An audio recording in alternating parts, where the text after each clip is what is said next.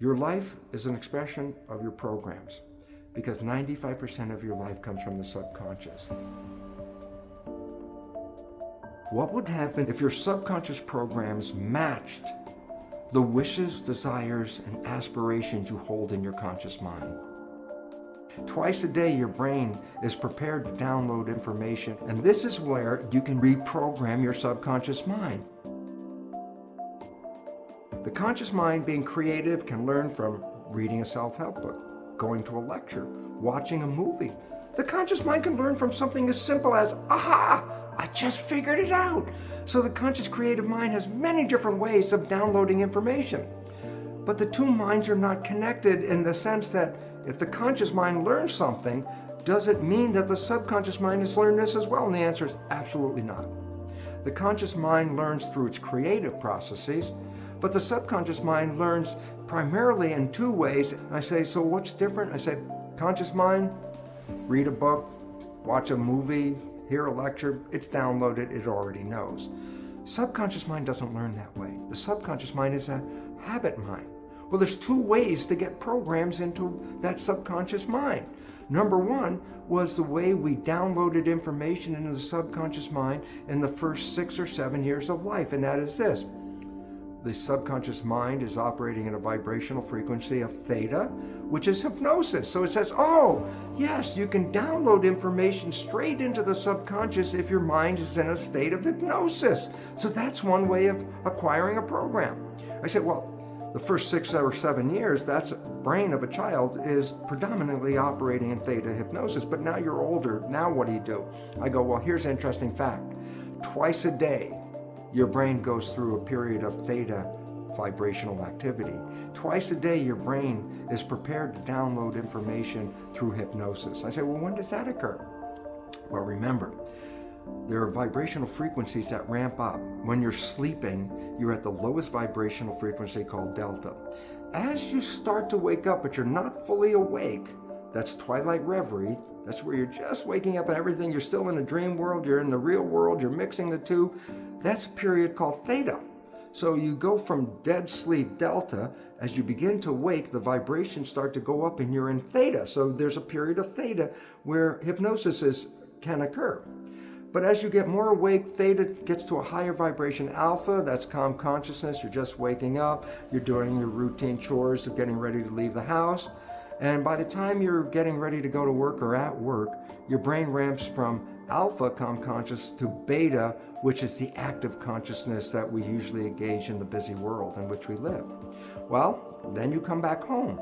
Well, you've been operating in beta at work, and guess what? You come home, you start to calm down, your brain slips into the lower vibrational frequency, alpha, calm consciousness, and as you start to get ready to go to bed, guess what? From alpha, it drops down to theta as you start to fall off to go to sleep. And when you finally are in sleep, you go from theta to delta.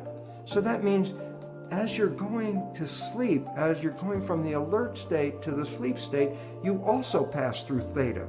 So twice a day, your brain is engaged in theta. On the way in waking up, going from delta to higher vibrations, you pass through theta. On the way of going to sleep, you go from higher vibrations to delta and again pass through theta. So twice a day, your brain is in a state where it is in a state of hypnosis theta. And this is where you can use subliminal tapes to reprogram your subconscious mind. As you go to bed, if you put earphones on with subconscious programming to change whatever behaviors you want to change, as you're going to bed, those earphones on your head, as you go into theta, your alpha consciousness is now disappearing, you're in theta, and in that period of theta, which is twilight reverie, the recording of the tape is being downloaded straight into the subconscious. And that's how subliminal tapes work. So if you want to change a program, you can select a tape that will have the program that you desire to put into your mind. And every night as you go to bed, just put the earphones on and you will be in a process of self-hypnosis. Hypnosis is indeed the first way the subconscious mind learns. But after you pass 6 or 7 years of age, the subconscious mind learns in a different way, and that is called habituation. Meaning, if you repeat something and repeat it and repeat it, the subconscious mind will download it and make it a habit. So for example, you wanted to learn the ABCs. How did you learn the ABCs? You started A, B, C, D, E, and then you couldn't remember, and then you started A, B, C, D, E, F, G, and you repeat it, and finally you get to Z. And guess what? After repeating the alphabet hundreds of times, there's a point where now it's part of the subconscious. So guess what?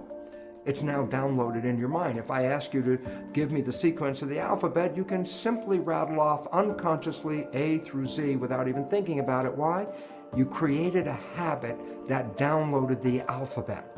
So, after you're 6 or 7, and you want to change programming your life, a way of doing it is the conventional way, is creating a habit, repeating something on almost a religious level.